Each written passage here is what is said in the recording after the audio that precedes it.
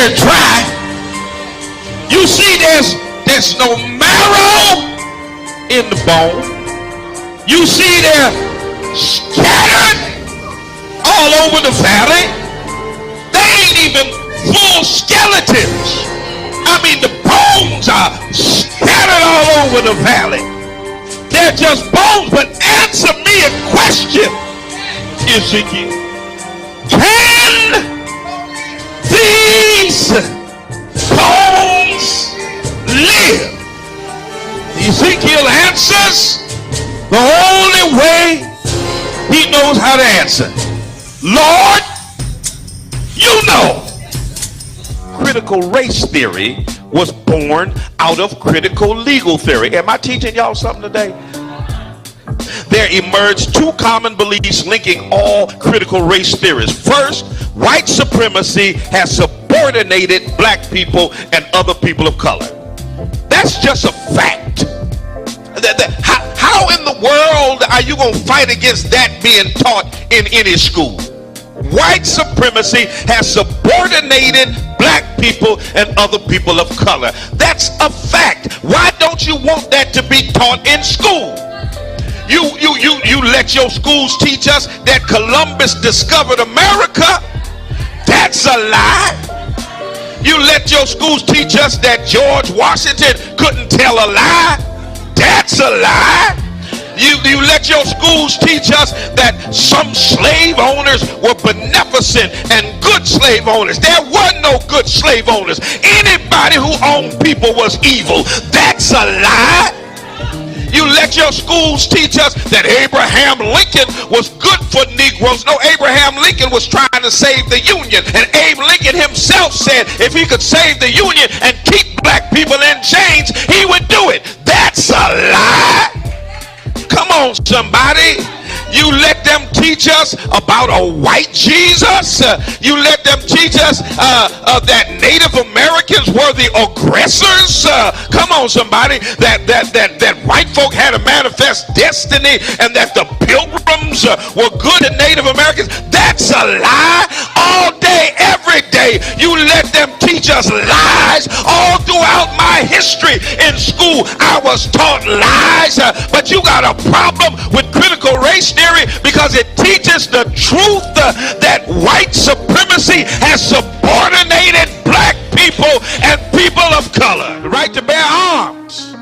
Let me just back up a little bit and let me take you on back to the late 1960s when Ronald Reagan was the governor of California.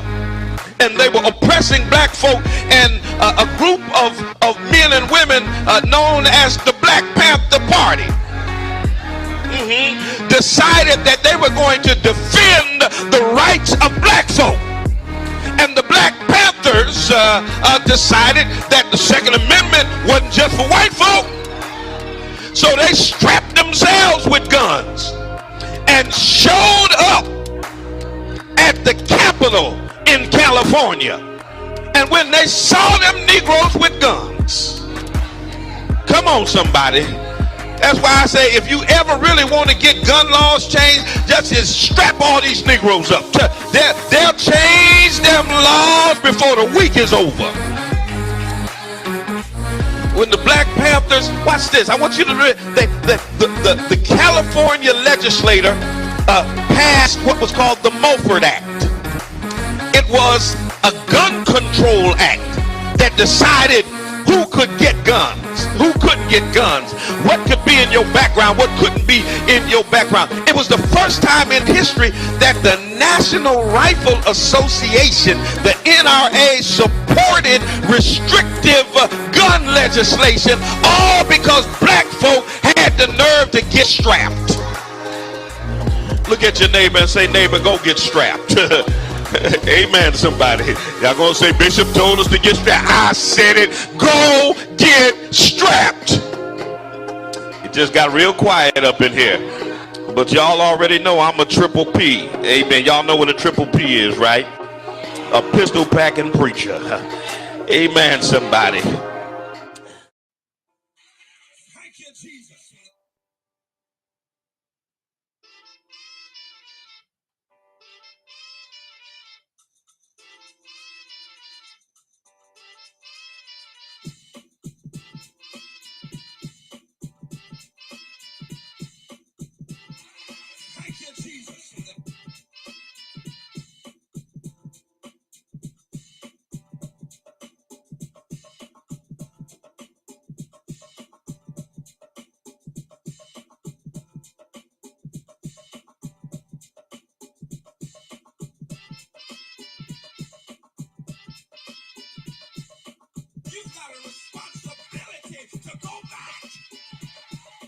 Lodabar.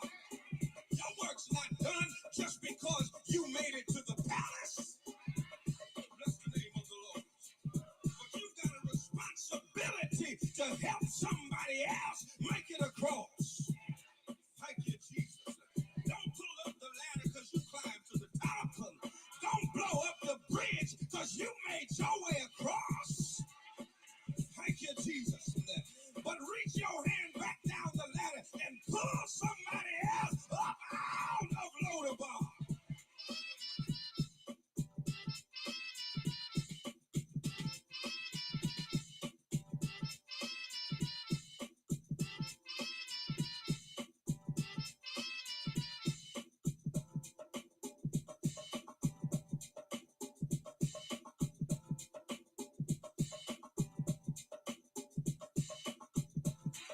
Thank you, Jesus.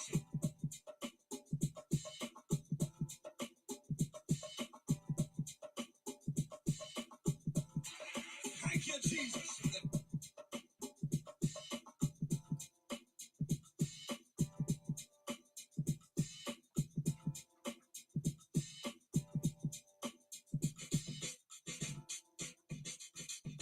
That's the name of the Lord. Somebody got to tell themselves, it's all right if you got it now. Just hold it for me.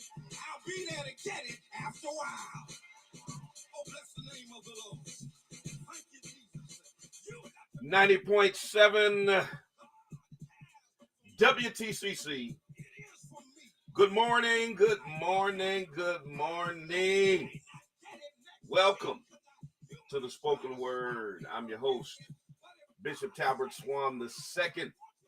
And as usual, we'll be telling it like it is through cultural idioms and nuances that shape the order, ethos, and chaos of the African American experience. Words have their own vitality. They shape their own consciousness and create their own context for interpreting social and spiritual reality. The spoken word contains the power to reshape the landscape of society. It is, let me get a time check up in here, 3 minutes past the hour of 9 a.m. I want to thank my friend, Mr. Kenneth Barnett, for bringing us up until the 9 o'clock hour with The Promise. You can hear The Promise every Monday morning from 6 a.m. to 9 a.m., bringing you the best in gospel music. Good way to start out your Monday morning, a great way to start out your week. Man, it's been a busy weekend for me, and the beat goes on, and it continues. We're still in the throes and in the wake of this horrendous murder spree in Buffalo, New York. I'll be headed to Buffalo tomorrow morning. I'll be attending the funeral of Mother Pearl Young, who was killed by this deranged white supremacist last Saturday. And we'll also be doing some work with the people in that community. And so, I started talking about the events surrounding that last week, and I'm going to continue this week. But the specific question I have this week is, where is the anti-Black hate crime law? Asian Americans and Pacific Islanders got one. And I don't do the struggle Olympics, but the reality is this. There is no demographic that is more affected by hate crimes in these yet to be United States of America more than Black people. That's a fact. That's a fact. Even the FBI will confirm that. And so how come there's no specific hate crimes law for the demographic in the nation that is most affected by hate crimes? A rise in hate crimes against Asians for 1 year. 1 year. Got them a hate crime law, y'all.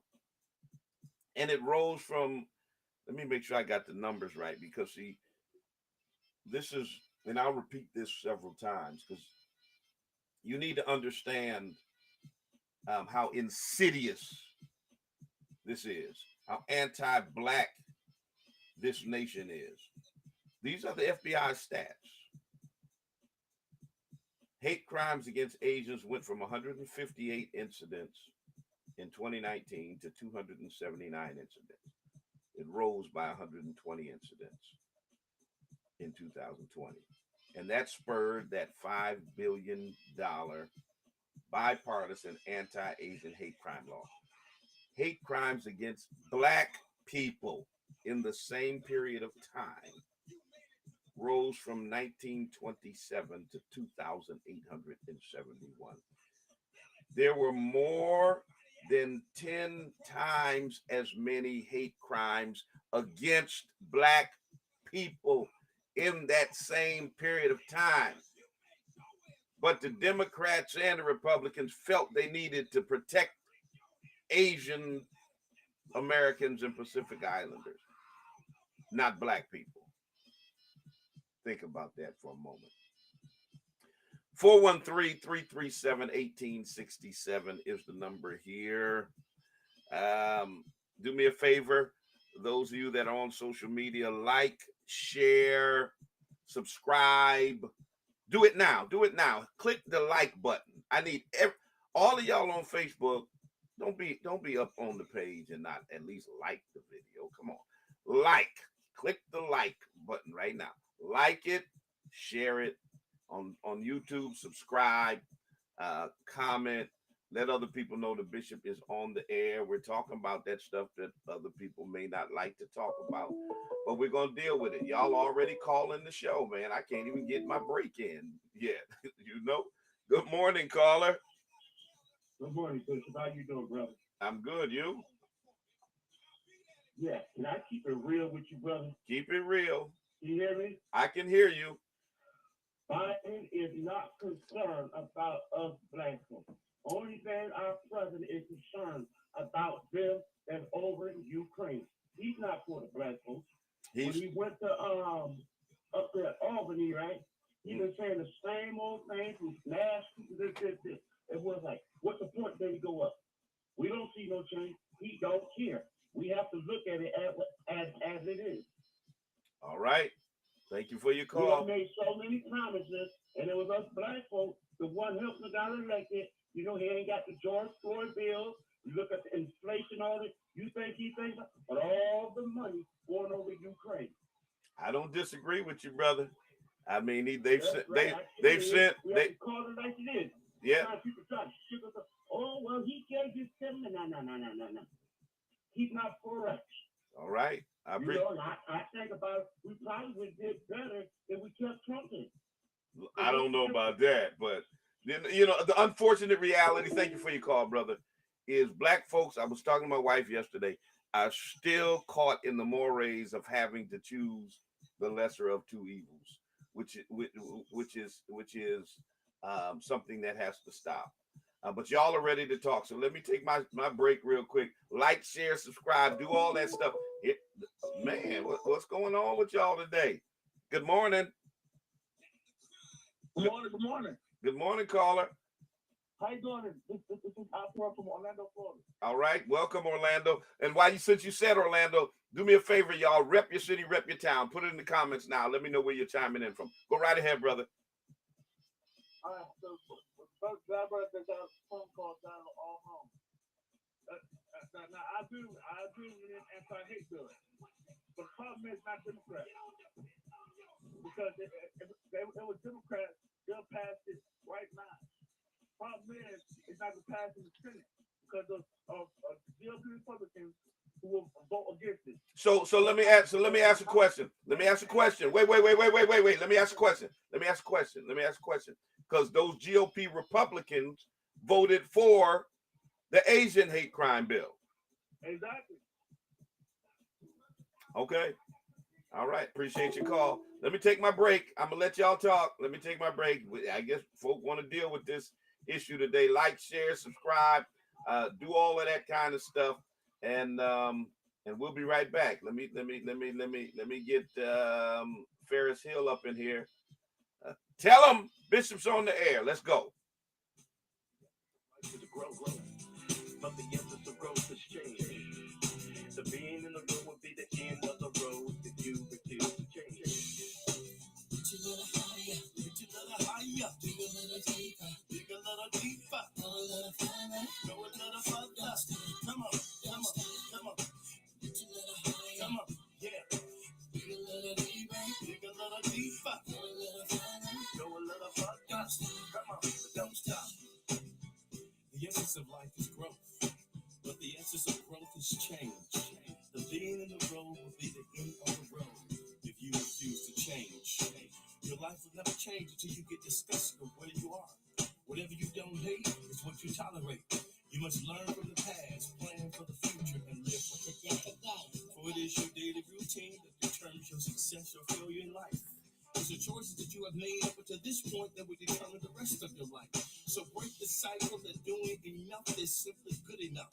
You only get out what you put in, so don't settle for the crumbs when you can have a whole loaf. So push yourself beyond your limitations. Come on. Reach a little higher. Reach a little higher. Dig a little deeper. Dig a little deeper. Go a little further. Don't stop. Don't stop. Come on. Don't reach a little higher. Reach a little higher. Dig a little deeper. Dig a little deeper. Go a little further. Go a little further. Don't stop. Don't stop. Don't stop. Don't stop. So you gotta break the routine of trying to beat the system. Manipulators will always try to bypass the process for the quick progress. There are no shortcuts to success. There are no elevators to the top. You gotta take it one step at a time. You gotta break the routine of allowing others to get into your head to control who you are and where you're going. You see, when you're about the positive, you're gonna always have haters. But don't let your haters push you down, let your haters push you forward to the next level. So when people show you who they really are, don't perceive them to be something else that they're not. See, a zebra does not change his stripes. So you gotta keep pushing yourself to the next level. Yeah, there you go. Come on. Be a little deeper. Come on. Yeah. Go a little further. Go a little further. Don't stop. Come on. Don't stop. Come on. Yeah. Reach a little higher. Reach a little higher. Dig a little deeper. Dig a little deeper. Go a little further. Don't stop. Come on. Come on. Come on. You gotta understand the greatness is the nature that you were born out of. You'll never discover your greatness without hard work and dedication. Greatness says more about who you are and what you expect for yourself. And greatness will always attract greatness. Show me your friends and I'll show you the future. You're just a step away. You're just a step away, fam. You're just a step away. Don't ever give up. Don't give up. Come on. You're just a step away. You're almost there. Come on. You gotta push yourself beyond your limitations. Push yourself beyond your limitations. You see, there's no mountain too high, no valley too low. You can go where you want to go. It's all in the power of your imagination. If you can see the invisible, you can do the impossible. So stretch yourself. Don't give up. Take yourself to the next level. Come on, come on, come on. Reach a little higher. Dig a little deeper. Go a little further. Come on, come on, come on. Come on. Reach a little higher.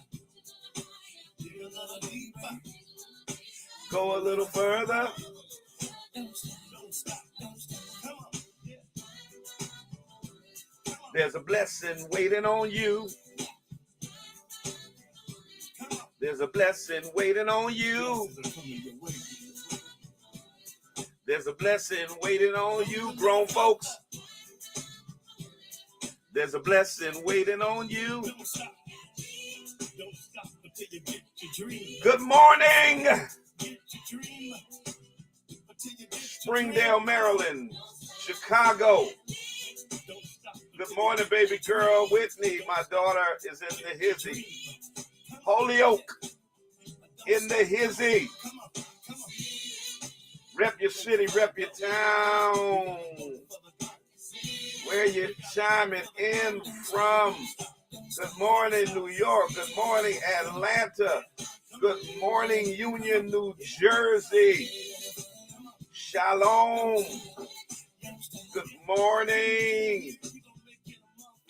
Come on, come on. I see you, New York. I see you. Yes. Good morning, good morning, good morning to every one of you. Rep your city, rep your town. Let me know exactly where you are chiming in from on this Monday morning. Where y'all coming in from, Instagram? Come on now. Where y'all coming in from? Where y'all coming in from YouTube? Where y'all coming in from? Come on, hit me up. Let me know where you're chiming in from. Oh yeah, y'all here in New York. Yeah, I see. New York is up in the hizzy. I just came from New York. I was in New York all weekend. I had a wonderful time with my brother, Bishop Frank White.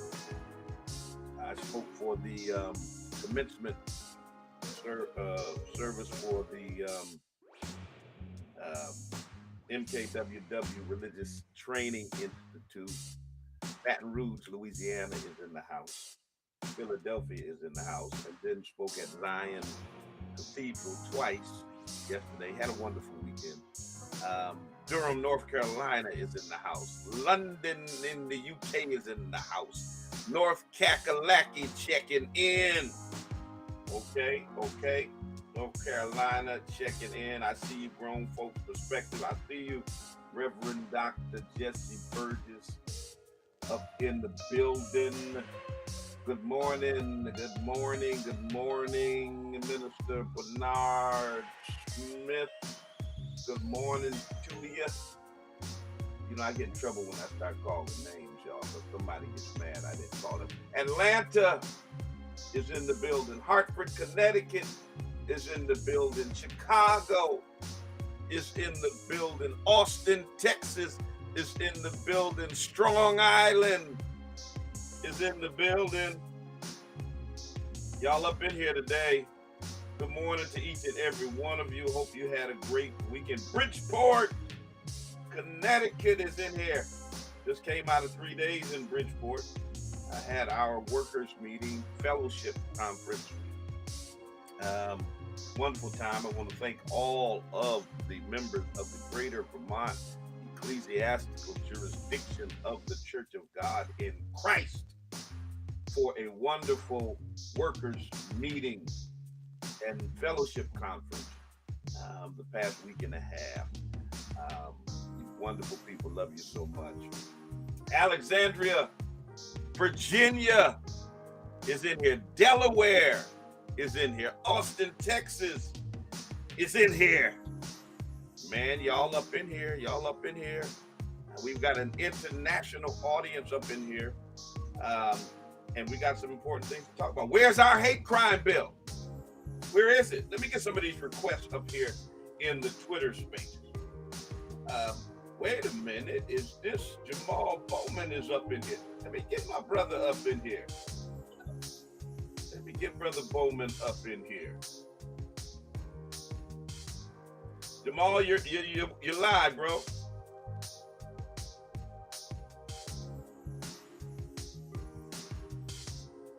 All right. Maybe he jumped off. I thought I was gonna have a convo with my brother Jamal Bowman. Hello. There you are. How are you, sir? Peace and love. Good morning, sir. How are you? I'm doing well. Talk to us. Can you hear me? We hear you well. We hear you very well. Okay. First of all, peace and love to you all. Bishop, thank you so much for holding this space and for posing this question, because this is the kind of question I've been asking since I got to Congress. And African American to hold this seat yes. In U.S. history. And it's not just about the anti-Black hate crime bill. Mm-hmm. We need to have anti-Black racism instilled in every piece of legislation that is introduced and passed in the House and in the Senate. I want to piggyback on what someone said earlier. If Democrats had a supermajority in the Senate, I would argue that George Floyd, voting rights, and many other bills would have been passed, because all of these bills passed out of the House. Mm-hmm. But the Republican Party, by and large, do not support anything that uplifts the black community, as we know. But we also have some Democrats, as you all know, who do not support many pro-black pieces of legislation as well. Right. Two of them in the Senate, Sinema and Manchin, are out front, and they're to stand for our people, in my opinion. But there are many people in the House and Democrats in the Senate who covertly also do not support. And let me take two quick other points, which I think are very important. One, the corporate big money influence in Congress is out of control. So people are going to do more for their donors than they're going to do for the people that they serve, even if those people are black. And this has been going on across generations, which is why people who do not have our best interests in mind continue to be elected to office. And then you know what they're doing? They're picking judges, they're picking clerks, they're hiring staff, they're setting policy agendas and authorizing spending that undermine our best interests. I want to tell you, brother, that my office is working on an anti-black hate crime bill as we speak. All right. Because to your point, black people have always uplifted and supported the misery and suffering of all people. Yes, sir. Why? Because we know what that is. We have gone through it ourselves, and we're still recovering from that so many generations later. So, you know, the NAACP and other groups have come to existence to support the ending of misery and suffering for all. But we now have to also double down, triple down, and focus on our continued misery and suffering and all the ways that manifests. One more thing I want to say, and I would love to hear your feedback. It's really, I'm glad you're holding this space, and we got to continue to hold these spaces. We also, as a community, nationally and internationally, have to hold the president and members of Congress accountable when they get into office. What does that look like? It's not just during election day. How many, first of all, I hope everybody on this call know who your congressperson is. I hope you know who your senators are, and I hope they heard from you this week about some issue that matters to you. There are groups, Bishop, in my community, non-black groups. When they want me to be aware of issues, they'll call my office all day long. I'll get calls all day in my office with other groups wanting to push their interests onto us. And that's fine. I serve all my constituents. But I have to, we need a 21st century civil rights movement which means we need to be in the streets. But you also need to be calling, writing, emailing, texting, tweeting at your members of Congress each and every day and holding them accountable. Let them know if they don't do the right thing by you, they will be voted out of office. And then some. So I just wanted to highlight that. I am working on that bill as we speak with partners and others, and anyone on this call that wants to reach out to our office and be partners in that, because we usually work on bills together in community. But it's long overdue. HR 40 has been on the books 30 years. It's it crazy. finally passed out of committee, and it still hasn't come to the House floor for a vote. Right. Why? Because they don't want frontliners to take difficult votes during election time. So we're looking the other way and allowing white supremacy to continue to persist. Absolutely. I'll stop there, Bishop. Yeah. Thank you so much. Man, who is working on this with you? Who do you have as co-sponsors, or is it that far yet? It's not that far yet. Okay. Please call my office. And anyone on this call my office. Talk to my legislative team. And if you want to be, sorry about that, if you want to be partners in drafting the bill, that would be great, because we need as many brilliant minds as possible to help us out. We are in the very early stages, brother, very early stages. But after last week in Buffalo, I couldn't go back to Congress and not start working on this bill. We have a resolution condemning great replacement theory and white supremacy, because Congress has never done that before. So our office introduced a resolution. I think we're going to introduce it today, doing that. So that's step one. Step two is the anti-black hate crime bill. Yeah. So let me ask you one more question before I let you go, Congressman. Many people are very critical of particularly black people when they do exactly what you said, holding people accountable. So when we try to hold Joe Biden and others in the Democrat Party accountable, they say, oh, you got to stop being divisive because you're helping Trump and the Republicans, et cetera, et cetera. I hold that no party that gets over 95% of our vote should be allowed to do what it does without being criticized by the people who put them in office. Speak to that. So we absolutely have to hold the Democratic Party accountable. And we have to hold the Democratic Party accountable in multiple ways. So it's not just popping off on social media, and it's not just popping off on Joe Biden.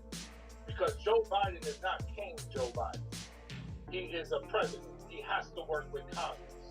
So he needs to feel the pressure and be held accountable, but also members of Congress and the Senate have to as well. There's also a body in Congress called the Congressional Black Caucus. If you believe, anyone on this call believes that the Congressional Black Caucus needs to do more in pushing certain agendas, then you need to plug out the system. Democracy is a contact sport. I want to say two other things, Bishop. When I first got to office, I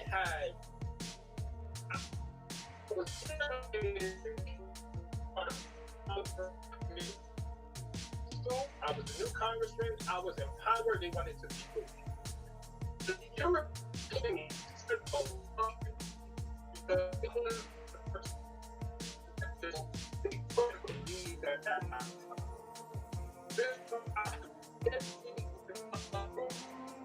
I think I've been in Congress 2 years, and we have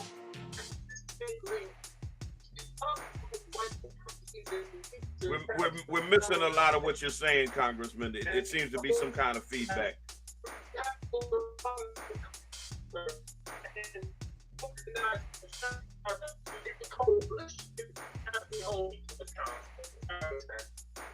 All right, I think our connection just went bad, Congressman. We missed most of what you just said.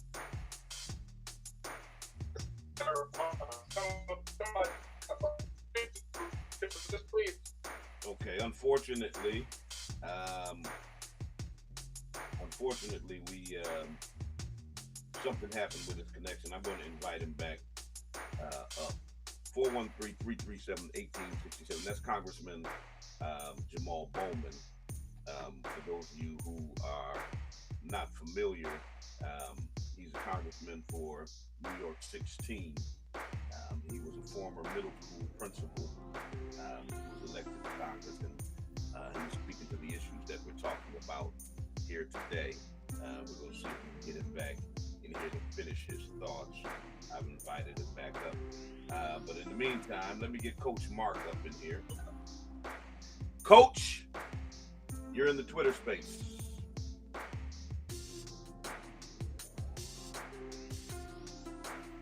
You there, Coach? Unmute your mic. Can you hear me, Bishop? Yes, sir. Good morning.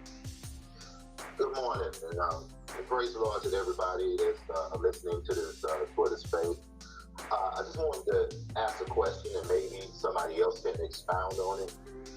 Maybe you can expound on it. The question I wanted to ask, and maybe pose this to the congressman as well.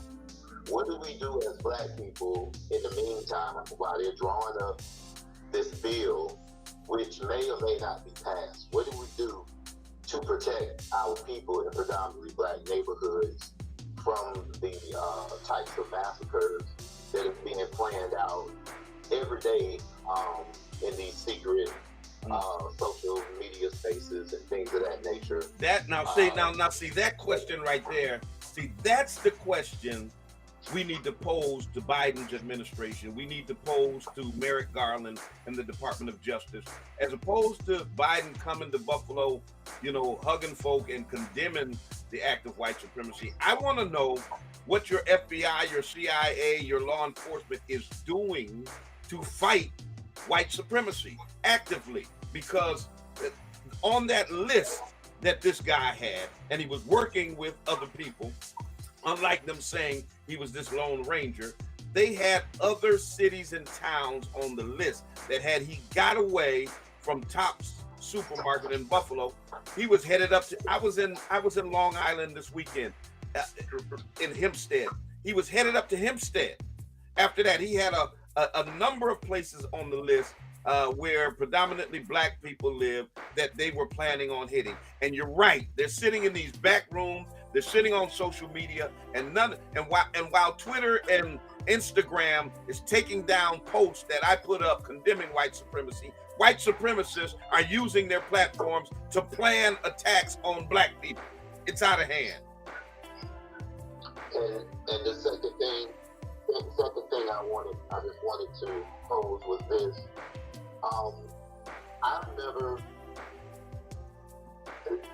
I'm still trying to wrap my mind around what happened in Buffalo because, my grandmother was a church mother. And to see a church mother gunned down. Yes. I'm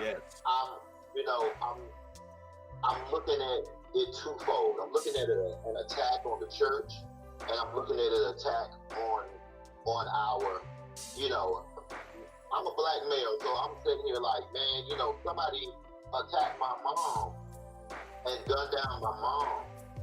Yeah.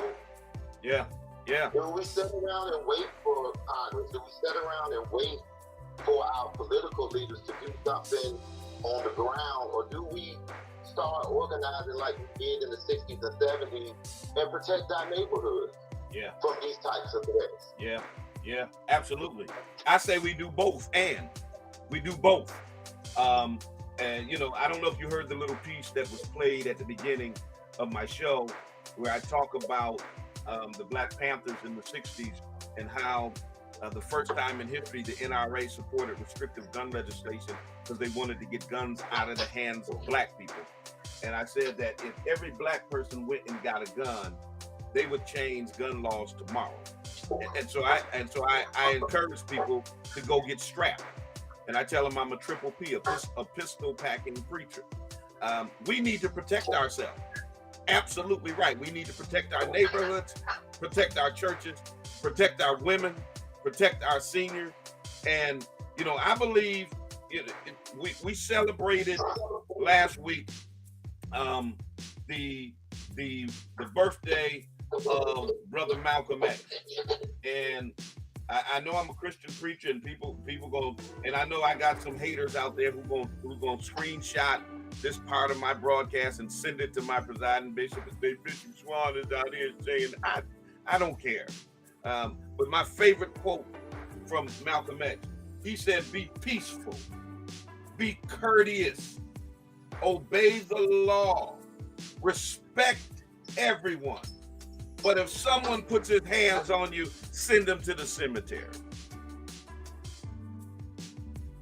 I believe that. Well, it's very dangerous for us right now, and a lot of our people still haven't woken up to realize that it's dangerous out here for us. I'm ex-military, and I sit back and I analyze and I watch certain things, and they're planning out more attacks. Absolutely. We don't know where. Absolutely. We don't know when, but they are planning out attacks. And how many more grandmas, how many more deacons, how many more soft targets? These soft targets, they're not going in Crip and Blood land and attacking. There you go. They're going to there you attack go. the vulnerable There you go. in our community. There you go. There you go. And that right there tells you the sheer cowardice of white supremacists. Is you will go into a church where black people are praying, where church mothers, like you say, and others are praying, and murder everybody.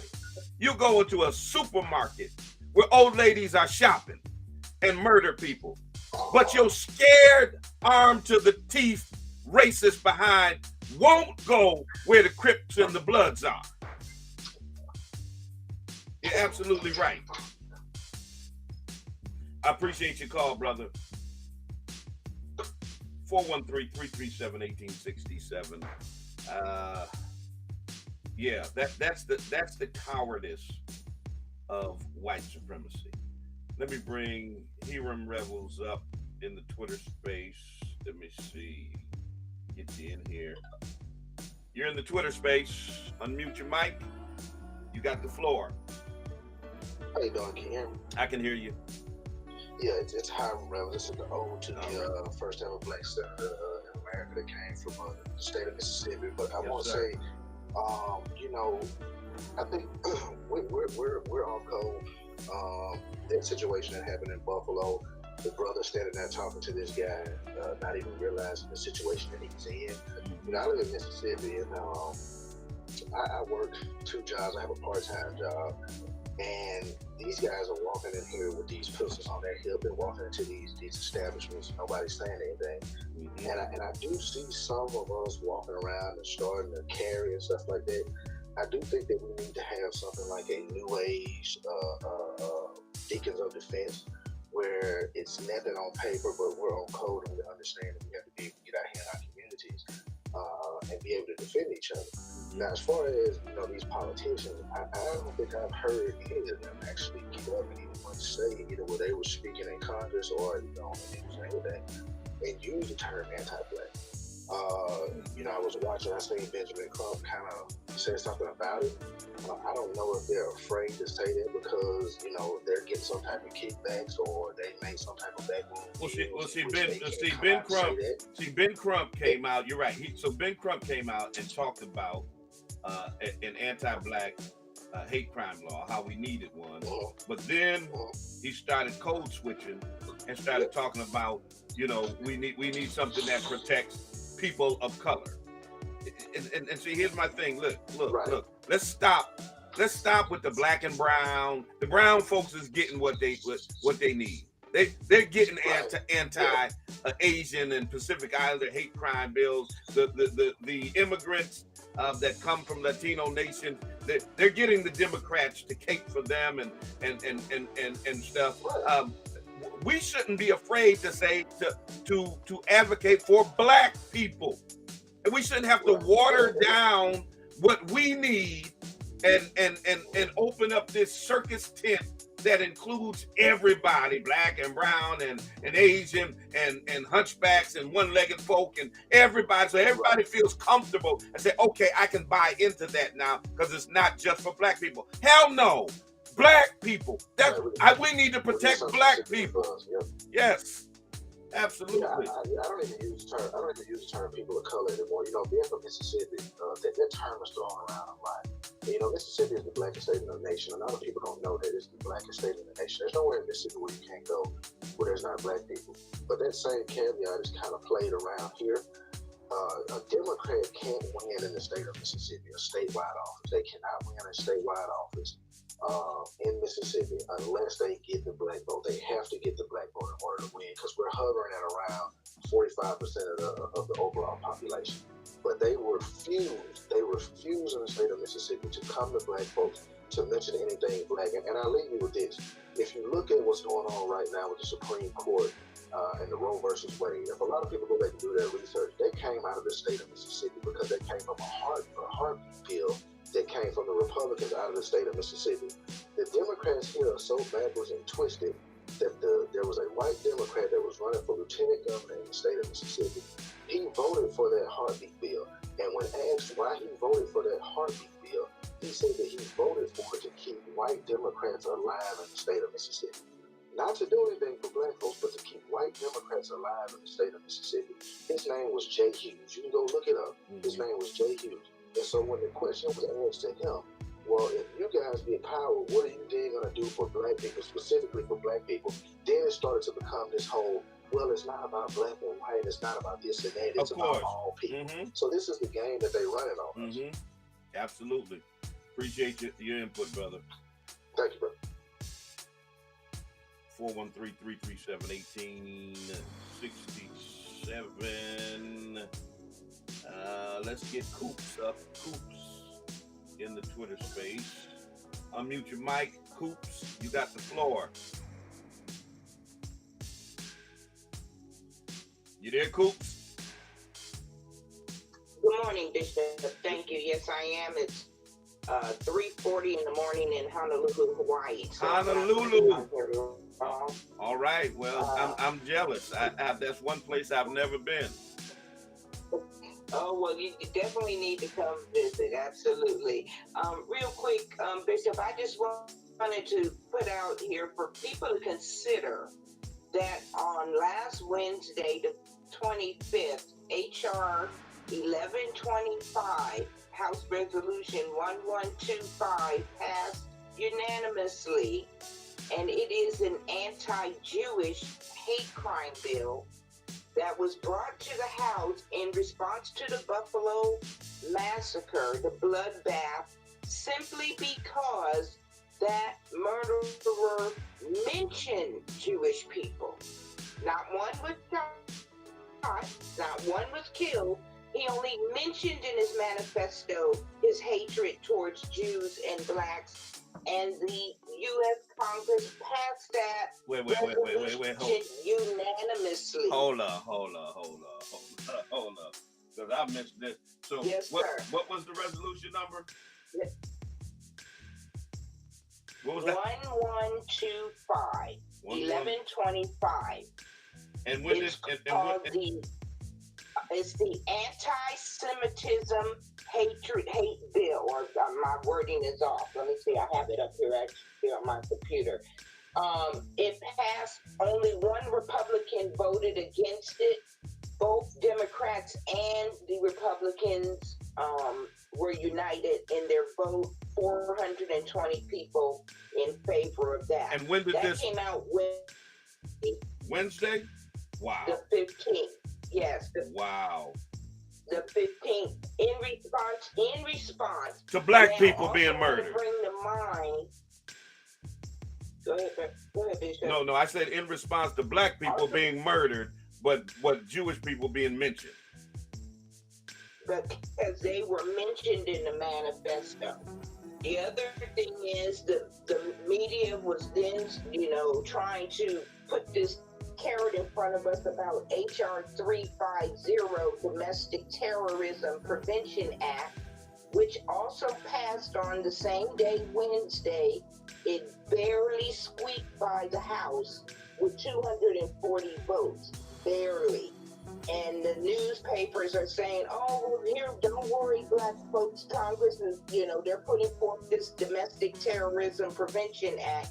Come to find out, Bishop, that wasn't in response to Buffalo. Right. That act was written in April. Right, exactly. It had nothing to do with Buffalo, but the media will sit up here and try to put us back to sleep talking about, we're doing something, Congress is doing something, and that resolution barely squeaked by. So I don't want to hear anything they have to say, really. Wow. Yeah, they need to do better. So I just want to put that out there and bring that to you, that, yes, the Jewish people got their hate crime bill. Wow. Thank you for bringing that to our attention. On Wednesday. You're welcome. All right. Blessings to you. Blessings. Wow. Y'all see that? 10 black people get murdered on a Saturday. And 4 days later, on a Wednesday, the House of Representatives is passing a hate crime bill to protect Jews. Because they were mentioned in the manifesto. Not murdered. They were mentioned. Black people were murdered. Jewish people were mentioned. Jewish people get a hate crime bill. What's wrong with this picture? Absolutely insane. Absolutely insane. The anti-blackness in America is still pervasive. It's very pervasive. They don't want to do anything for black people. They don't want to do anything for black people. Okay? That's just what it is. That's what it is. Willie Daniels, you're up next. Unmute your mic. You got the floor. Good morning, Bishop. Good morning. Good morning to all the listeners in here today listening. I've been sitting back listening, and I just heard the young lady mention this anti-Jewish bill, which is, I'm not surprised because, you know, the Jewish community, they control their community. This the conversation that we keep missing. We have to start controlling our community. Every household to every household. I live in Detroit. The Arabs control our community. Jewish people control our community. Everybody controls our community but us. But us. So until we stop playing key games with everyone else, Joe Biden don't live in my community. Kamala Harris don't live in my community. Until we stop playing kitty games with everybody else and start playing grown-up games with ourselves, then it'll change. Our community brings more money to the table than any other community, but they got us so divided with one another. I don't like you because your hair blue. I don't like you because you got on these shoes. They got us so divided. We got to stop the division and start unifying with one another, regardless of our differences, and group our money together. And once we start doing that, this stuff will stop, Bishop. It'll stop instantly. You know, there was a comedian said something one day. If every black woman, child, man put $1 million life insurance policy out of themselves, the killings will stop.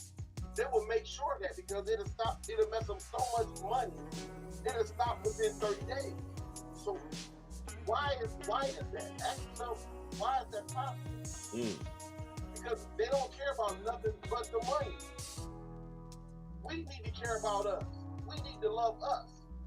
Stop your kids from running around here doing this malicious drugs and popping mollies and all this. It's just we living in a real vicious circle right within ourselves. Yeah. And we have to stop it. We have to stop it ourselves, bro. And that's what's driving me nuts. I sit back and I listen to everybody point the finger everywhere else but it's themselves. I'm part of the problem. You're part of the problem. Everybody listening is part of the problem. Because we're not buckling down on our community. When we start doing that, think about it when the Black Panthers was buckling down on every community. We wasn't having this. And the crazy part about it, Bishop, it happens every 2 years. Another year and a half, there's going to be another mass shooting in a black community by somebody else again. Because they know we don't even protect our own stuff. So we can go over there and have our way with them, and they're not even going to fight back. We went from the strongest people on the planet to the weakest link in the human. Now, let me push back a little bit on that. I agree with you, probably 98%. I love the pushback. But like I talked with a caller a little earlier, who did pinpoint that when you see these mass murders that target black people, they're doing soft targets, churches, supermarkets. They're not going into the hood. They're not going where the Bloods and the Crips are. They're not going into the south side of Chicago, the west side of Detroit. They're not going to South Central LA. They're walking into a church with old church mothers and things are. So you're right in terms of we have to protect our community and all of that. I agree with. But let's also highlight the cowardice of white supremacy, that they're not going to where the strongest of us are. Okay, so let me push back on that. Yeah, go ahead. White supremacy has always been active cowardice from the birth of it. From day one. Oh, that's not a pushback. We agree with that. We agree on that. Yeah, we keep it 100 on that. But I don't agree with having the work of us protect us. The Bloods and the Crips, that's a negative part of us. Oh no. I'm not saying they need to protect us. What I'm saying is these white supremacists won't go into that hood though. You're right. And I totally agree with you. But what I'm saying is this.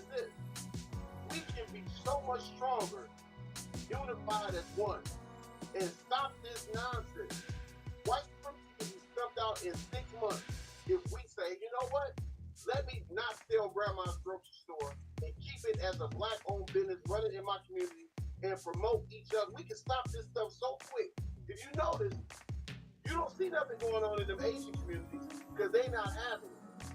They got their stuff locked down. School systems, security systems, all their stuff is on lock because they work unified together.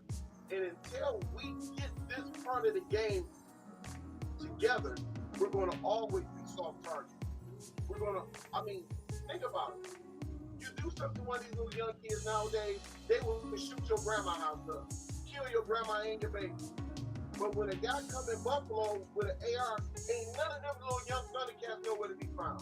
Right. That's my problem. Right. Appreciate you. We kill each other down to the ground, bitches. Mm-hmm. But you got a guy walk right smack dead into the community and go bananas, and ain't nobody nowhere to be found. Right. We got to get it together, brother. All right. Appreciate your feedback. Love you back. Man, time is going. 9 minutes left. We're having a conversation, family. Call now. What Congressman Bowman said is accurate. We can sound off. This is therapeutic. We need this. We need to be able to talk to one another. We need to be able to chime in with each other. But also, we need to be calling our Congress people. We need to be pushing them. If Congressman Bowman is sponsoring this legislation, there need to be co-sponsors, and we need to make sure all of them are on board with it, so that it gets through. Let me try to get as many of you all in the Twitter space as I can. I know you guys been waiting. April Showers, unmute your mic. You're next up. Good morning. Good morning. Peace, power, and reparations for the people. I raised my hand because of dear Willie. Willie needs to stop it, right? How can we unite and you don't even think that the black men are even valuable or even worthy of protecting us? Who would want to unite with you, Willie? And we've been doing that for hundreds of years. It is literally how we have survived in this country, is by working together, by actually putting our funds together. Back in the day, in the 80s, because I'm a 70s baby, we used to have like rent parties, and we made sure that people paid their bills and they had food. That is literally how we have survived in this country, in the belly of the beast, for hundreds of years. And then to try to make it seem like, soft targets are, that was very rude and disrespectful. And yet you don't care about your people at all. Everything that you said on this stage really was a great, sharp indicator of that. And so why would anyone want to work with you? Because we're not going to solve this by bootstrapping. We've been doing that for hundreds of years. The reason why I came up here, good morning, Bishop, was to share with you, we do have a petition, right? We're demanding an executive order for harsher bills, right? For an anti-black hate crime bill. Nobody else has to go through all of this rigmarole and all of these discussions. The Asians did. The freaking Jews gotta hate a bill because they were mentioned. I don't think that us putting our money together is going to resolve that. That is actually literally happening consistently within the government that we pay taxes to. I just don't think that's what's going to happen. People literally did that over in California. They tried to do it for Nipsey. They literally, they had all the money. They had the biggest bid, right? And they still gave it to Jews. So no, all of that, just put our money together and we're going to solve the problem. That absolutely is not the case, right?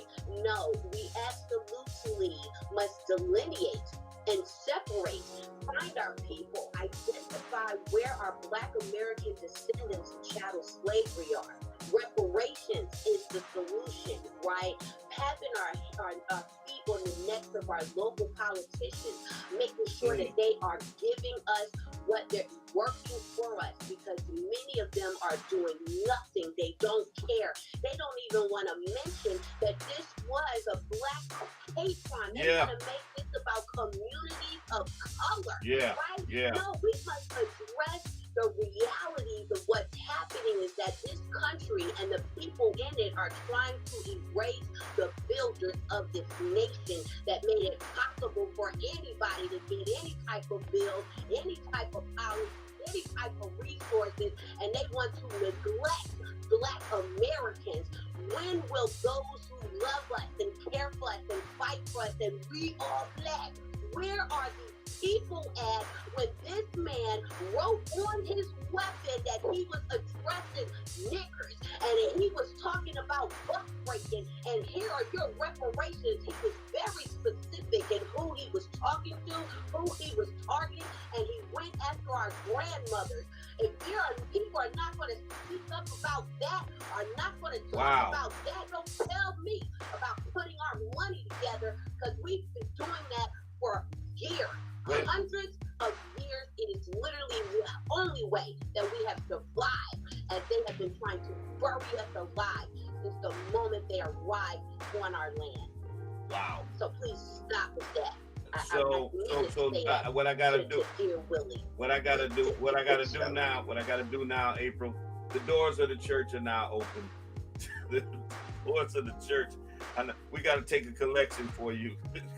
Because you just preached a whole sermon right there. Thank you, my sister. Appreciate your input. Wow. The collective petition signatures. I think if I can put it in a jumbotron, that would be amazing. But if we could get people to sign it, share it, have 10 of their people that love Black people to sign it, it would be absolutely amazing. I appreciate you allowing me to come up here and actually share that with the family. Peace, power, and reparations. Y'all have an amazing week. All right, God bless. Man, listen, here's what I'm going to do. We are not going to be postponing Justice and Flow today because of some meetings that I've got to do. I'm going to maybe extend this about 10 minutes because I want to try to get, I've got about 12 more people up in the Twitter space trying to get in and have a conversation.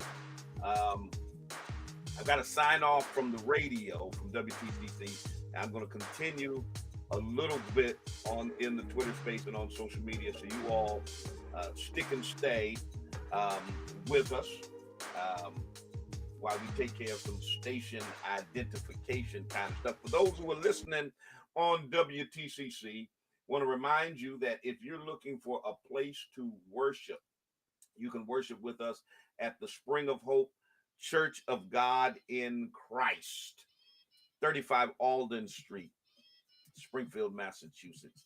The brick church right there at 6 Corners. You can't miss it. On your way down to Springfield College, 11 o'clock a.m. every Sunday morning. You can catch us in the sanctuary or live streaming. Listen, we're building better tomorrows by changing lives today. So those of you who are listening in the Pioneer Valley over WTCC, if you want to continue this conversation, man, we on fire this morning. Jump on over to social media. Jump on Twitch, Instagram, YouTube, Facebook, wherever else we're on, and continue this conversation with us. For those of you in Radio Land, until the next time, I talk to you and you talk to me. Always remember, God loves you, and so do I. The rest of y'all, stick around. We'll be right back.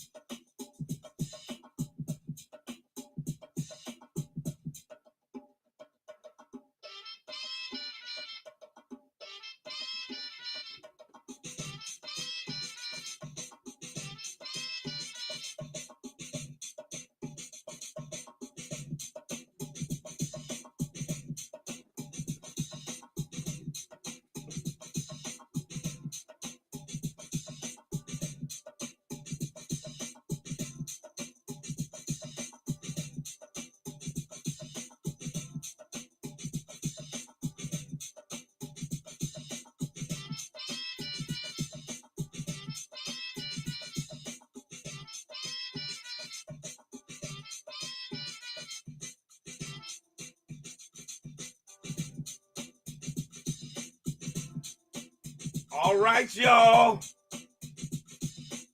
Let's get a little bit of overdrive up in here. Let's get us a little bit of overdrive. Let's see. Let's see. Camilla, you're in the house. Unmute your mic. You got the stage. Hi, how you doing? Good morning. I'm good. How are you? Good. Yeah, so I'll be quick. Sorry, I was driving. I didn't expect to be picked so soon. But no problem. my name's Camila Moore, and I'm actually the chairperson of the California Reparations Task Force, which is the first task force in the nation that's dedicated to studying and also developing actual reparations proposals for African Americans, particularly African Americans who descend from United States slavery and Jim Crow. And I just wanted to echo the sentiments of the recent speaker in terms of the African American community. This is a time where we should have grace for each other and resist the urge to self-critique. I think that we have to understand, as the recent speaker just said, our elders were killed. Yes. Our elders were murdered in cold blood. This is not a time to critique one another and ask ourselves, oh, we should be doing this better. No, we are the victims here, and we need to hold that and have grace for each other. And I also think that we need to uplift our elders as the survivors that they are. We need to start calling our elders Jim Crow survivors. Just like how Jewish people in the community call their survivors Holocaust survivors, we need to start using language that articulates our experience in America as victims of genocide. Right? So our elders are Jim Crow survivors, and it's a shame.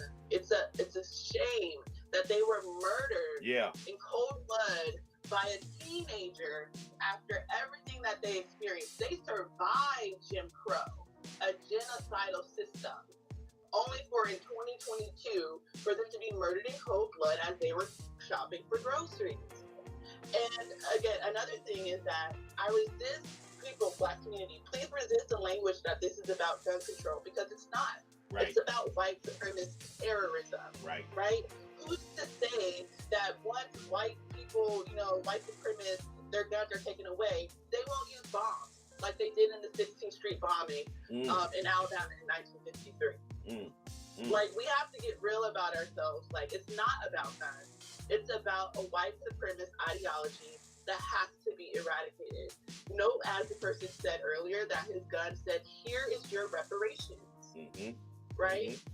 And so just to wrap up, the California Reparations Task Force, we've actually covered hate crimes in depth at our hearings. And we had David Price, who is a part of the LA Civil and Human Rights Commission, come and provide expert testimony on hate crimes and Black community, African American community. Also understand this, despite what is shown on the media, we are the #1 victims and targets of hate crime. Absolutely. As a matter of fact, I brought this up when the anti-Asian hate crimes bill was rushed through Congress.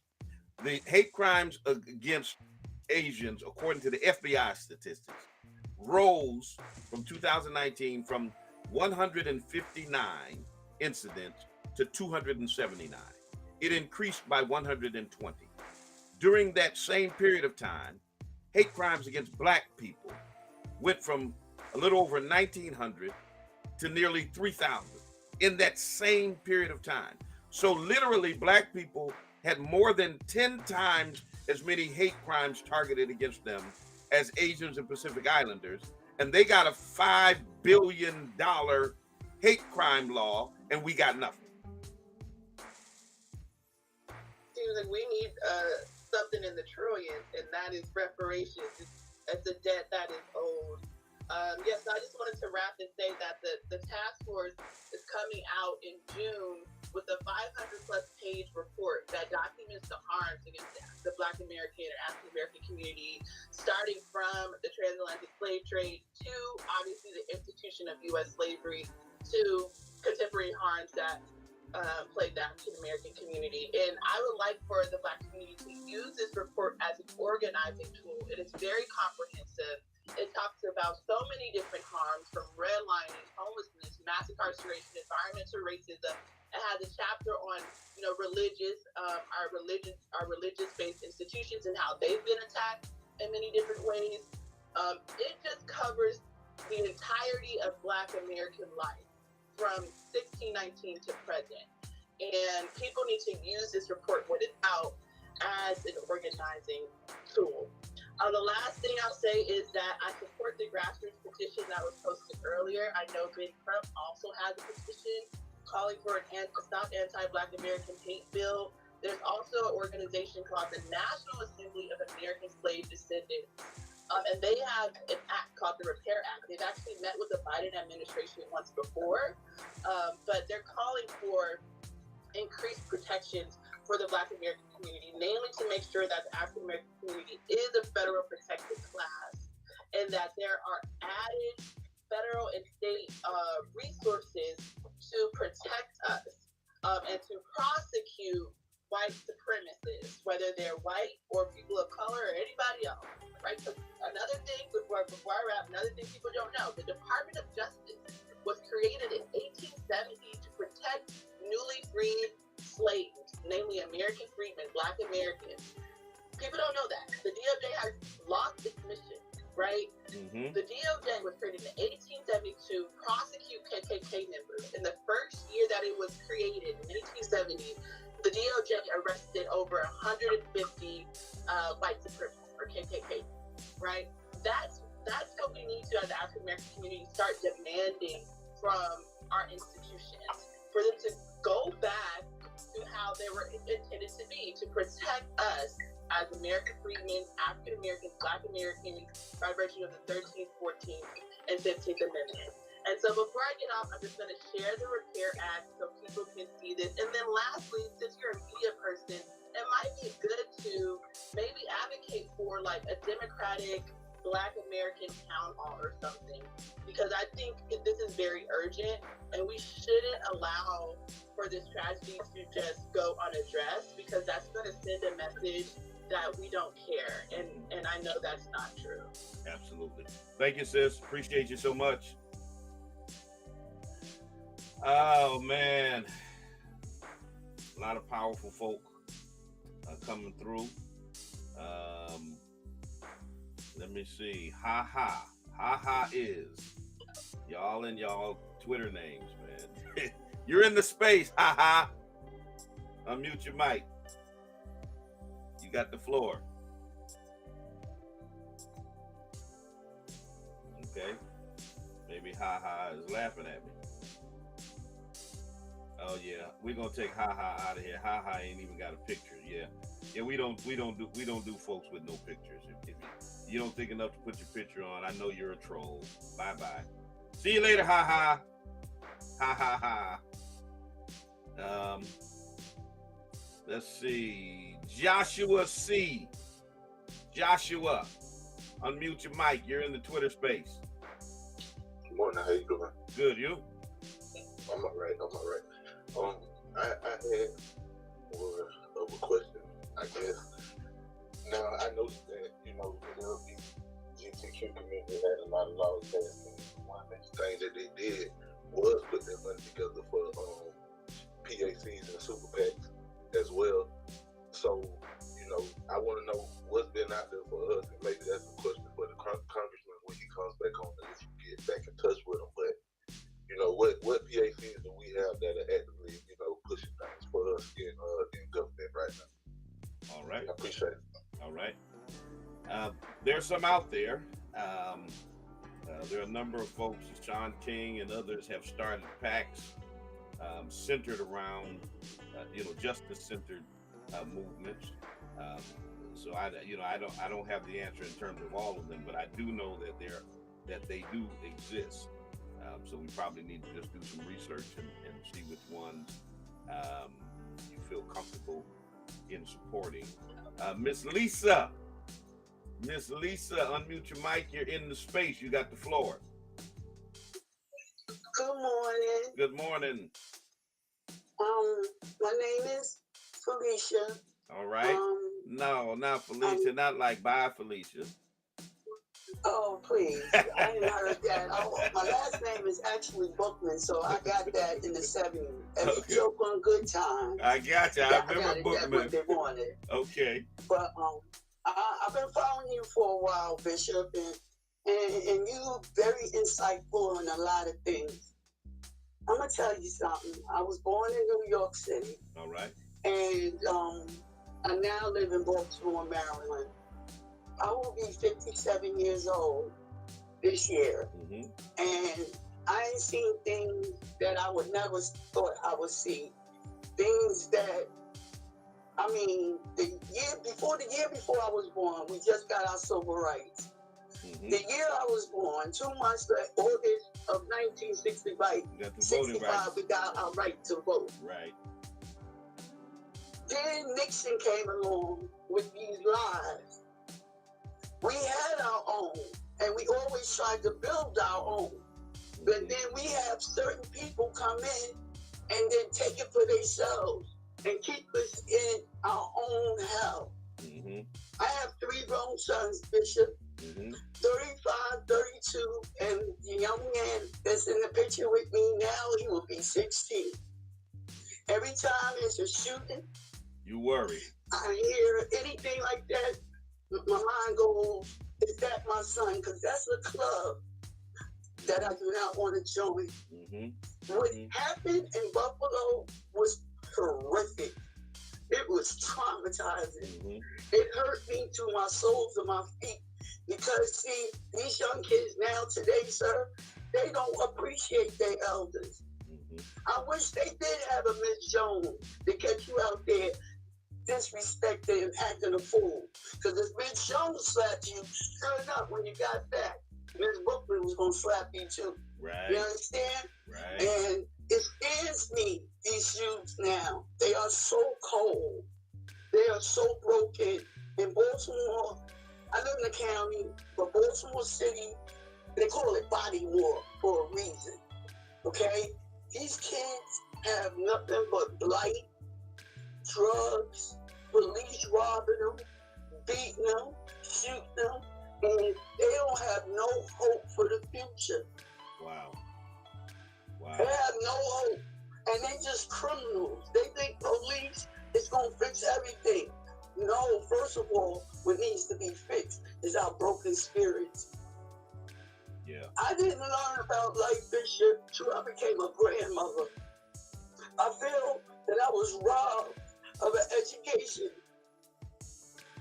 I lived in South Jamaica, Queens, from 1980 to 1989. I lived in South Jamaica, Queens, when they murdered Edward Byrne. Okay? Bush used that man's badge to win presidency in 1988. Mm-hmm. I remember that. And I remember that. I remember it. Matthew Burns, that's his father. He used that. I remember when he used crack and brought it in the White House and said it was sold right across the street. This is what I don't understand, Bishop. This is what I don't understand. Ain't no poppy field in the hood.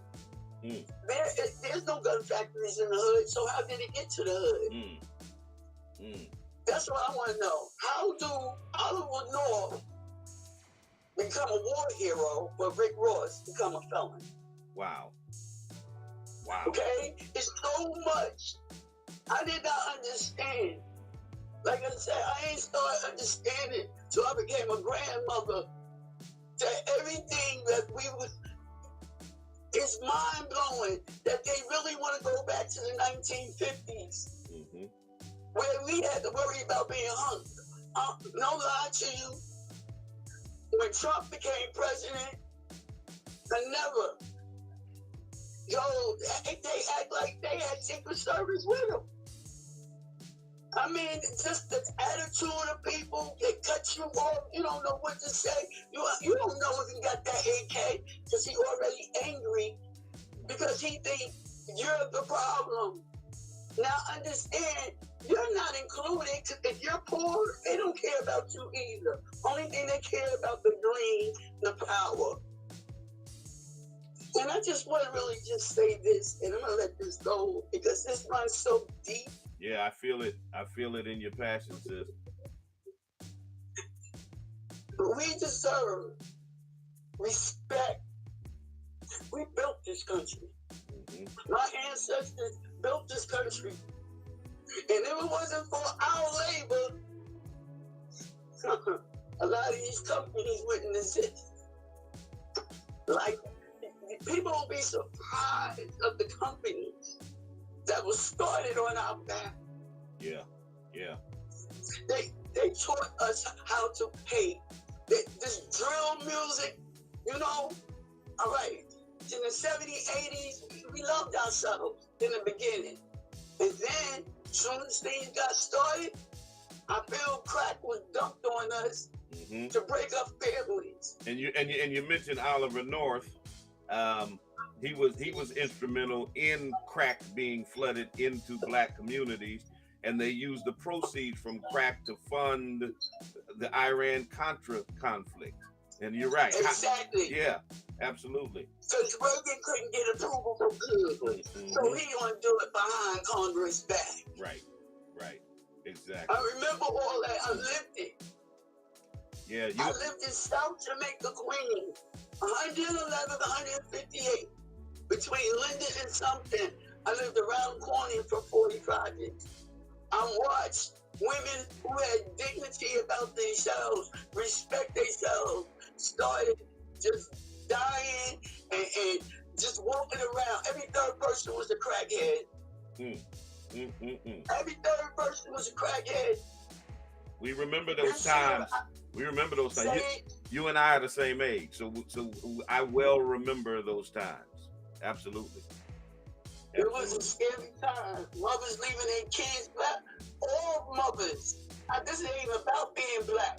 Because they thought it was just going to stay in our neighborhood. But when it came to their neighborhood, it was a problem. It was a problem. I'm going to get some more callers on, but I appreciate so much everything you had to say, and I feel the passion in your voice. Let me get a couple more, y'all. I probably won't be able to get all you all on because I've got to transition. I'm going to take care of some business. My father's son, unmute your mic. You're next up. You're in the Twitter space. You got the floor. You there? My father's son. Going once. Going twice. And gone. Let's get the next up. Vera Richardson. Unmute your mic. You're next up. You can speak in the Twitter space. You got the floor. Unmute your mic, Vera.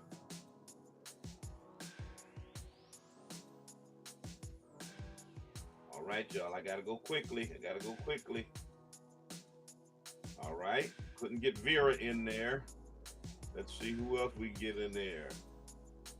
Political scientists. You're in the Twitter space. You got the floor. How you doing, Bishop? Appreciate you having me on this Twitter space. Sure. Passionate speaking from the sister who spoke about the history of the 50s and the 60s and the 70s and whatnot. And of course, I didn't live in that area. I'm a 90s baby. I'm living in this new area that we in.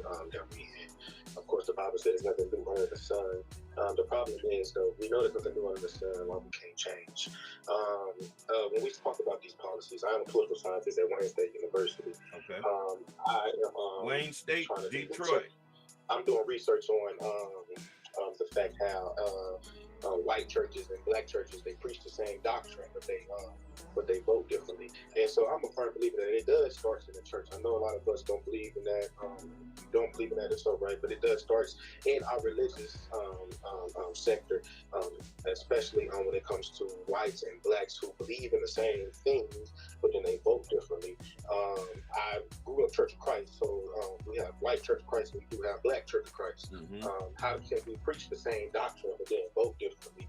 You know, how How can you say that you love Jesus? How can you say that you love Allah? How can you say that you love all these different deities that actually say the same thing, that don't speak on hate and speak on what we're going through in this world, but you still vote the way that you vote, or you still do the things that you do. When we talk about these crime laws and laws that we need to help us in the community, we gotta hold the Congressional Black Caucus accountable.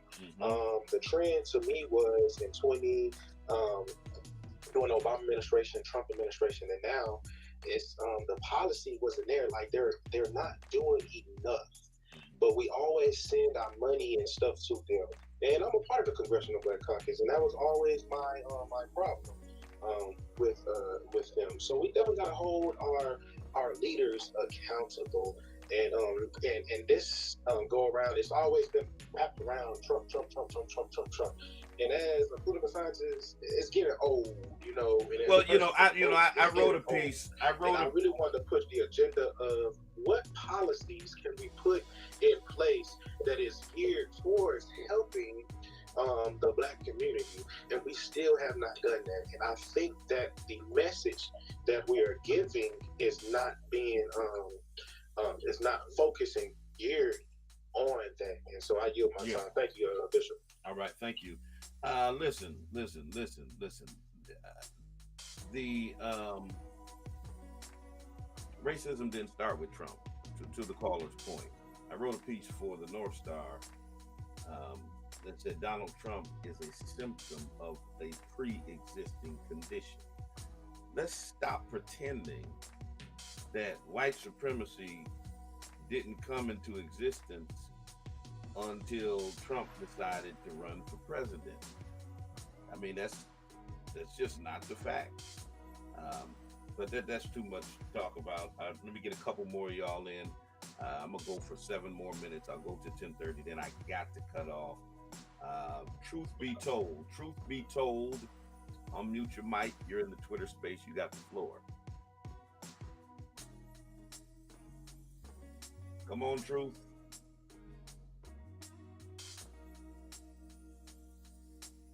Let's see.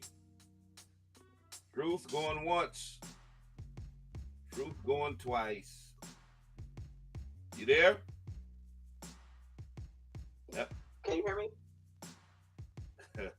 I think I was hitting the remove while you were saying, "Can you hear me?" Put your request back in, and we'll see if we can get you up.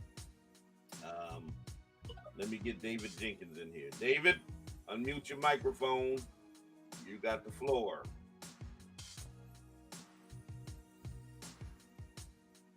Come on, David. Oh, okay. I didn't realize you were talking to me. I'm sorry. I want to respond to the last brother who basically mentioned the differences between the churches. I had this conversation. You may have seen me on Twitter. I share a lot of your stuff, but I've basically been having these conversations for a long time. And the bottom line is the white supremacy in the church, or the white church is not, they're not separate. Yes. Everything yes. they do. A to the man. Together. A to the man. You know, listen, white Christianity, white evangelicalism, whatever you want to call it, in this nation, and white supremacy are indistinguishable. They are one and the same. Not. Absolutely. But one of the other things I wanted to say, somebody touched on it earlier, is social media. I can't tell. My Facebook account is basically. I'm on restrictions right now. I have been over the last month. I don't know what that noise is, but some of the things that I get put on restriction for are defending against white supremacy. Facebook and social media. Well, we know Facebook is complicit, so we may as well just go there. But the bottom line is the things that we say in defense of our people and the history that we've suffered in this country. A lot of people.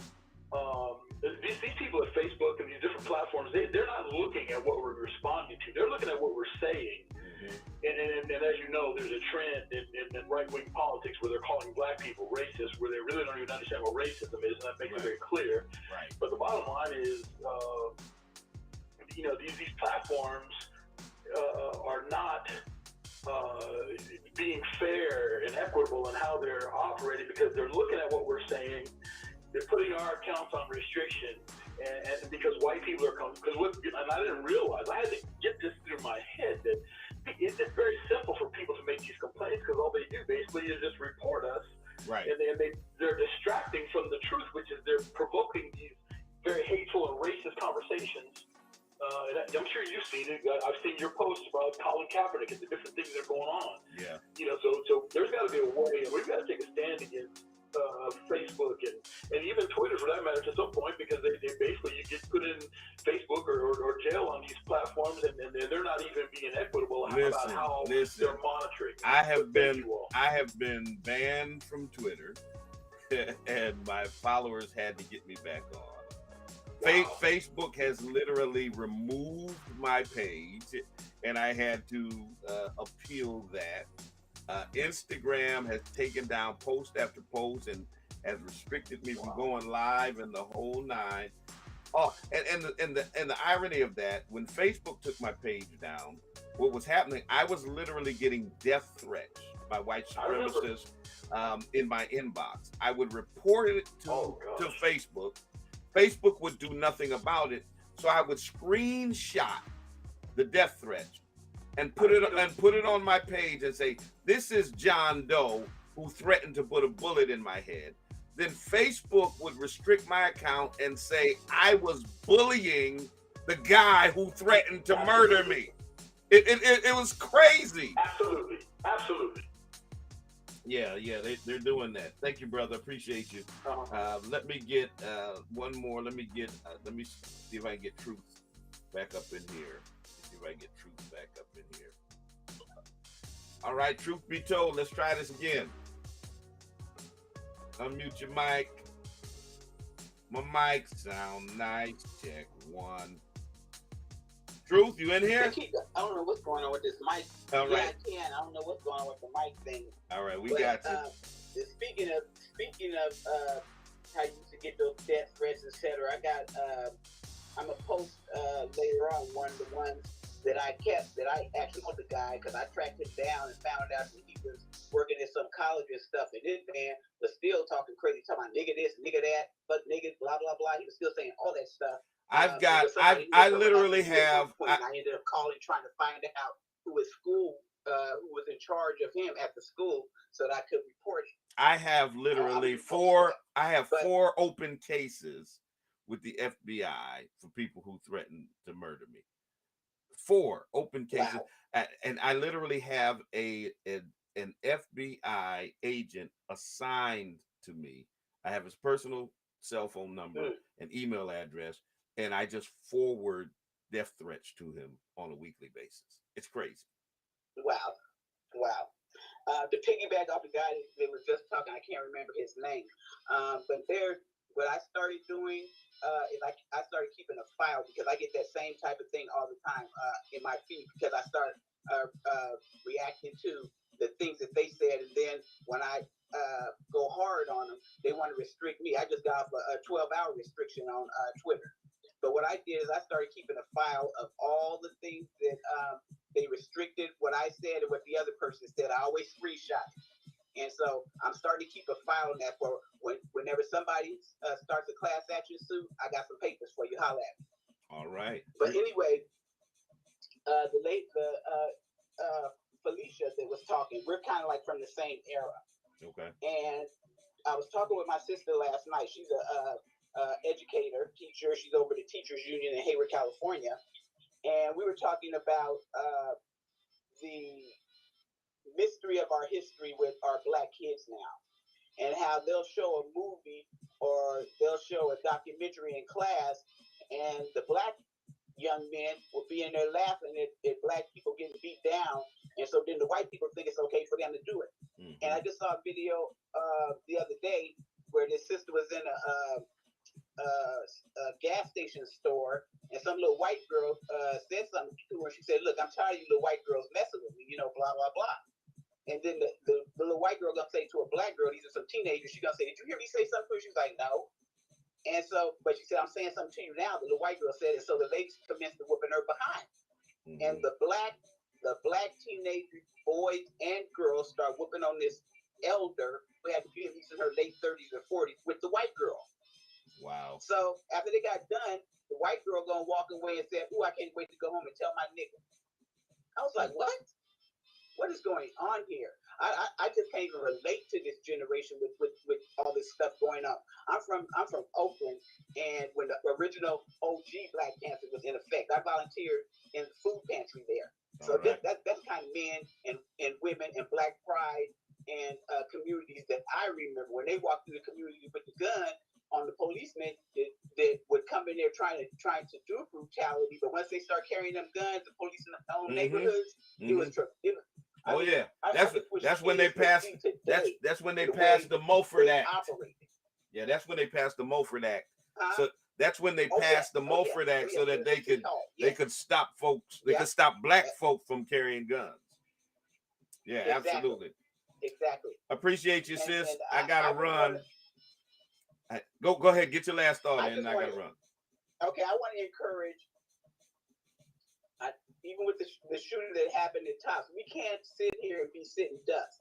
I'm encouraging all Black men and women to get guns. You have to have something to protect yourself. You can't protect yourself with no bows. That don't work no more. There you You go. can't protect yourself. You can't protect yourself against a gun. Nothing protects against a gun but another gun. And there's nothing wrong with protecting yourself and your family. There you go. Every day, I walk out my backyard and practice on my shooting range. Every day, every single day, because I'm ready for whatever go down. I'm not out there bullying nobody or nothing like that. But then my neighbor across the street flew a Trump flag and a Confederate flag both at the same time. Listen, I tell people I'm a triple P, a pistol packing preacher. Run up, you might get done up. Okay. You know, that's where it is. I gotta go, sis. I appreciate you so much. Listen, I'm sorry, y'all. I wish I could get every one of y'all who have your requests in the Twitter space, but I've got to go. I've got some meetings I got to attend to. We'll continue this conversation next week, but we're gonna do it with another little twist to it because I see a lot of Samboism. A lot of Uncle Ruckusing and going on with these folks, as they always do in the wake of tragedies like this with Black people. They start talking about forgiveness, and I'm gonna be up in CNN's behind because they dispatched one of their reporters, and this guy was going around Buffalo asking Black people, do you forgive? Hell no. Okay? And I know y'all looking at me like, wait a minute, Bishop, you're a Christian preacher. I am. Jesus forget. I ain't Jesus. Okay? How dare you, 2 days after 10 Black people get murdered by a white supremacist, start asking Black people if they forgive? They haven't even processed the trauma yet. Forgiveness is a process. What they always do is remove our humanity. They don't give us the latitude or the grace to even grieve, to even be angry. No, I haven't forgiven yet. I'm angry right now. And we got a right to be.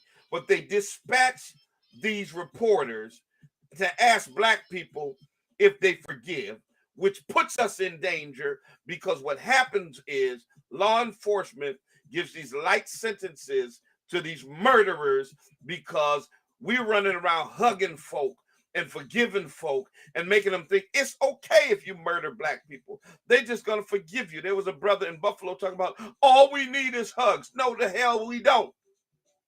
No, we need guns. We need brothers to stand up and protect our grandmothers from being murdered in supermarkets. That's what we need. Okay? Don't start talking theology on me about forgiveness. Not when white America talks about never forget. See, when it comes to us, they're always telling us forgive and forget, get over it, and all of that kind of stuff. No, we're not having it. We're not having it. And black folk, y'all cut it out. Cut it out. When they put a mic in your face talking about forgive, we're not talking about forgiveness right now. We want to talk about justice. Anyway, that's a whole nother subject that gets me riled up. So let me just get on out of here. Let me just get on out of here. Listen, we'll be back with Justice and Flow on next week. Spoken word, same time, same batch station, 9 a.m. to 10. Justice and Flow, 10 to 11. Always, always, always a pleasure being with you all. Until the next time I talk to you and you talk to me, always remember, God loves you, and so do I. I'm out. Peace. I'll be in Buffalo tomorrow. Not talking about forgiveness. Deuces.